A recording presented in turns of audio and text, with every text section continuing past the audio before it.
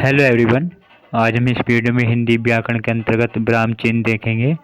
अल्पविराम, अर्धविराम, उपविराम, पूर्ण विराम, प्रश्न सूचक, जितने भी संयोजक चिन्ह, सभी चिन्हों के बारे में पढ़ेंगे आज हम। ये विराम चिन्ह जो है ये हर परीक्षाओं में 1 या 2 नंबर के जरूर पूछे जाते हैं, तो वीडियो या एंट्री जरूर देखना। वीडियो पसंद आए तो लाइक कर देना, चैनल को सब्सक्राइब जरूर कर लेना। तो वीडियो शुरू करते हैं। विराम चिन्ह ये ट्रिक की सहायता से समझाया गया है। ट्रिक नंबर 20 है ये। विराम चिन्ह किसी भी भाषा के सम्यक ज्ञान एवं सुप्रयोग के लिए विराम चिन्हों का ज्ञान अनिवार्य है। तो किसी भाषा के लिए सम्यक ज्ञान के लिए क्या है, विराम चिन्हों का ज्ञान अनिवार्य है। यदि हम बिना विराम या ठहराव के बोलते या लिखते चले जाए तो श्रोता और पाठक के लिए उस भाषा को समझना कठिन हो जाएगा। अतः कथन के स्पष्टीकरण एवं विराम चिन्हों को सुबोध बनाने के लिए विराम चिन्हों का प्रयोग किया जाता है। हिंदी भाषा में निम्नलिखित विराम चिन्हों का प्रयोग किया जाता है। अब इनके बारे में पढ़ेंगे कि कौन कौन से हिंदी भाषा में विराम चिन्हों का प्रयोग किया जाता है। नंबर 1 पे है अल्पविराम। अल्पविराम का जो चिन्ह है ये इस तरह से होता है। अर्धविराम सेमीकोलन बोलते हैं इसको इस तरह से लगाते हैं। तो अल्पविराम को कोमा बोलते हैं, अर्धविराम को सेमीकोलन बोलते हैं।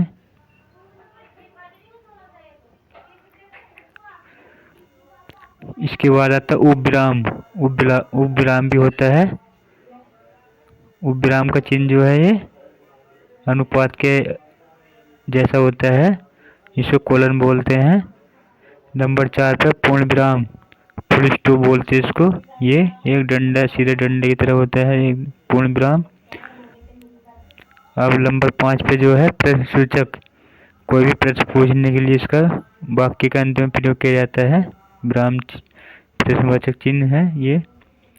विषय में सूचक चिन्ह, इसका किसी खुशी, उल्लास, दुख आदि को प्रकट करने के लिए किया जाता है वाक्य के अंत में। इसका चिन्ह जो होता है ये होता है ऐसे। संयोजक चिन्ह जो है द्वंद्व समास में भी यूज करते हैं। ये कई बार परीक्षा में पूछा जाता है कि योजक चिन्ह का चिन्ह क्या है, सिंबल क्या है, हाइफन बोलते हैं इसको इंग्लिश में। विवरण चिन्ह कोलन डैश, इसका जो चिन्ह है ये विराम लगा के डैश लगाते हैं बड़ा, ये विवरण चिन्ह हो जाएगा। नंबर 2 पे है उद्धरण चिन्ह। ये जो है किसी बात को स्पष्टीकरण के लिए उसको उद्धरण चिन्ह के अंतर्गत रखते हैं। इन्वर्टेड कोमा बोलते हैं इसको, उद्धरण चिन्ह को इन्वर्टेड कोमा बोलते हैं। नंबर 10 पे जो है कोष्टक चिन्ह। कोष्टक चिन्ह का जिसको ब्रैकेट बोलते हैं। लोप चिन्ह एलिप्स, लोप चिन्ह का मतलब गुणा गुणा गुणा गुणा के निशान की तरह होता है ये भी, तो ये लोप चिन्ह हो गया। नंबर 12 पर आता है पुनरुक्ति सूचक चिन्ह, मार्क ऑफ रिपीटेशन। ये इस तरह लगता है डबल डबल, जैसे इन्वर्टेड कोमा ऊपर की तरह होता है तो ये नीचे की तरफ लगता है पुनरुक्ति सूचक चिन्ह। नंबर 13 पे जो है लाघव चिन्ह है। लाघव चिन्ह का है जैसे अंश का चिन्ह होता है ऊपर, इस तरह से लाघव चिन्ह लगाया जाता है। एवर्सन बोलते हैं इसको। तारक चिन्ह का जो स्टार जो होता है उसको तारक चिन्ह बोलते हैं। नंबर 15 पे है त्रुटि चिन्ह, ओमिशन मार्क, ओ और या कैरेट, ओमिशन मार्क बोलते इसको या कैरेट बोलते हैं। इसका जो है ये इस तरह से बनता है त्रुटि चिन्ह। नंबर 16 पे योग चिन्ह। योग का मतलब जोड़ना का चिन्ह होता है, ये ऐड का चिन्ह होता है। नंबर 17 पे जो आता है तुल्यता सूचक चिन्ह, इसकी तुलना करने के लिए होता है, एक्विवेलेंट मार्क बोलते हैं इसको। नंबर 18 पर आता है रेखी का चिन्ह। इसमें बड़ी बड़ी लाइन होती है रेखे का चिन्ह में। निर्देश चिन्ह डैश, ये भी निर्देश चिन्ह जो होता है डैश होता है, और रेखा का चिन्ह जो होता है थोड़ा सा नीचे होता है। ये अंतर है इन दोनों में। तो आपको आज हमने सभी हिंदी भाषा के चिन्ह बता दिए हैं जो प्रयोग किए जाते हैं। ये आपको पढ़ के कहीं और से पढ़ने की जरूरत नहीं पड़ेगी। तो वीडियो को पसंद करें, लाइक करें, चैनल को सब्सक्राइब करें।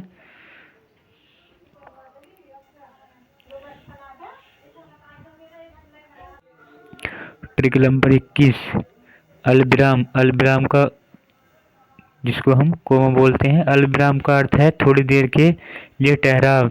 यह ठहराव उतनी देर के लिए वांछित है जितनी देर तक एक के उच्चारण में लगती है। अल्पविराम का प्रयोग निम्नलिखित अवस्थाओं में होता है। तो अब देखेंगे कि अल्पविराम का प्रयोग कहाँ कहाँ होता है। तो जब एक ही शब्दभेद के 3 या उससे अधिक शब्दों के बीच समुच्चय बोधक का प्रयोग न हो तो समुच्चय बोधक के स्थान पर अर्थात प्रत्येक शब्द के बाद अल्पविराम का प्रयोग होता है। जैसे राम, मोहन, सोहन और हरि कोलकाता गए, तो इसमें जो है ये अल्पविराम का प्रयोग किया गया है क्योंकि वे एक ही कार्य कर रहे हैं। तीनों जो है कोलकाता गए हैं, राम, मोहन, सोहन और हरि। तो राम, मोहन, सोहन के बीच में क्या है, ये अल्पविराम लगा दिया है। नहाकर खाकर विश्राम, पढ़ने जाना, ये भी क्रिया है, इसके बीच में भी ये लग गया है अल्पविराम चिन्ह। नंबर 2 पे जो है, अनेक शब्द युग्मों को या समासिक पदों का जब वाक्य में प्रयोग हो तब अंतिम को छोड़कर शेष सभी के बाद अल्पविराम का प्रयोग होता है। जैसे हानि लाभ, जीवन मरण, यश अपयश सभी विधाता के हाथ है। सुख दुख, लाभ हानि, विराम मिलन, जय पराजय की ये सभी जिंदगी के साथी हैं। जहाँ शब्दों की पुनरावृत्ति द्वारा विशेष बल देने अभिप्रेत हो वहाँ अल्पविराम का प्रयोग होता है। जैसे नहीं नहीं ऐसा मैं हरगिज नहीं करूँगा। गाओ गाओ तुम्हारे गान सुनने को मेरे प्राण बेचैन हैं। तुम्हारे गाने सुनने को मेरे प्राण बेचैन है, ये गलत लिखा हुआ है इसमें गाने। प्रश्न 4 में नंबर 4 में आता है, संबोधन के पश्चात अल्पविराम का प्रयोग होता है। जैसे ओ संजय जरा इधर तो आना, इसमें भी अल्पविराम का प्रयोग हुआ है। भाइयों और बहनों मुझे आपसे आज कुछ जरूरी बातें करनी है। नंबर 5 में आता है, किसी की उक्ति के पहले की स्थान में अल्पविराम का प्रयोग होता है। जैसे गुरुजी ने कहा जब तक जियो स्वाध्याय मत छोड़ो। की लगने पर गुरुजी ने कहा कि जब तक जियो स्वाध्याय मत छोड़ो। नंबर 6 पर आता है, नित्य संबंधी का लोप होने पर अल्पविराम का प्रयोग होता है। जैसे मरता है मरने दो, पढ़ना है पढ़ो नहीं तो सो जाओ।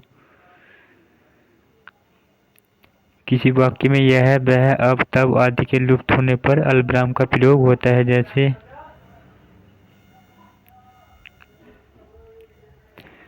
वे मुझे कब छोड़ेंगे कह नहीं सकता, यह लुप्त। मैं जो कुछ कहता हूँ कान खोलकर सुनो। समझाना था सो समझा दिया तुम जानो, अब लुप्त है इसमें। जब मेरे पास आओ तैयार हो जाओ।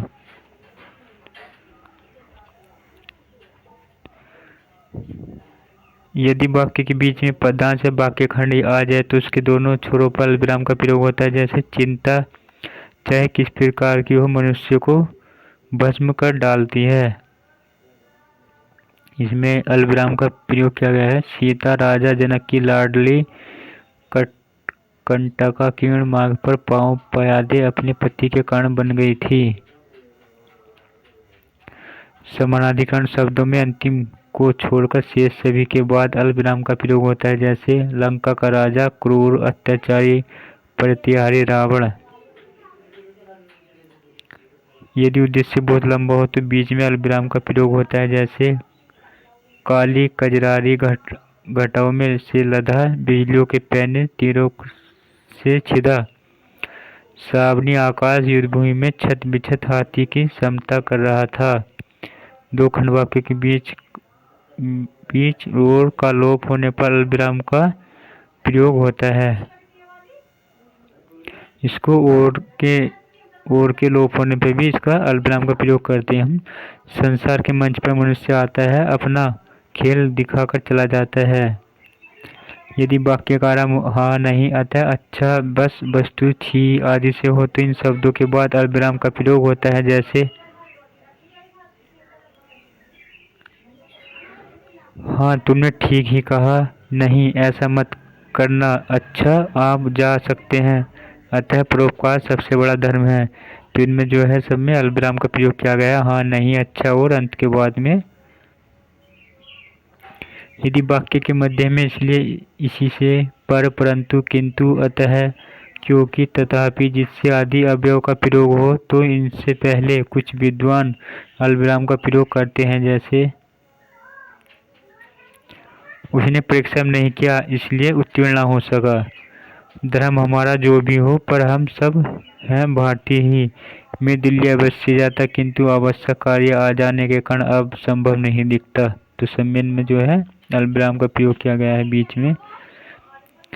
छंदों में यति पर अंकों में सैकड़ों को छोड़कर बाकी दहाइयों में तथा उदाहरण संकेत जैसे के प्रयोग के बाद अल्पविराम का प्रयोग होता है, जैसे छंद में माला फेरत युग गया गया न मन का फेर, कर का मन का छाड़ी के मन का फेर। इसमें जो है नाम पद पता में हर पद पर अल्पविराम का प्रयोग हुआ है, जैसे घनश्याम प्रसाद चतुर्थ हिंदी रांची विश्वविद्यालय रांची। जब किसी लंबे वाक्य में एकाधिक स्वतंत्र वाक्य खंड का प्रयोग हो तो अल्पविराम का प्रयोग होता है, जैसे चाहा था तुम्हारे पेशंभार रेशमी जुड़े में टटके ताजे बेले के फूल खोस जाऊं, चाहता तुम्हारे लहराते हुए आसमानी आंचल में सुनहले सितारों की तरह कुछ टाक जाऊं, किंतु क्या ऐसा हो सकता है। तो आज हमारी वीडियो यहीं पर संपन्न होती है। इस वीडियो में जो हमने अल्पविराम और हिंदी भाषा में सभी प्रकार के विराम चिन्हों का प्रयोग करना सीखा है और देखा है कि उनका चिन्ह क्या कैसे लिखे जाते हैं। तो वीडियो पसंद आए तो लाइक कर देना, चैनल को सब्सक्राइब जरूर कर लेना। Thanks for watching this video.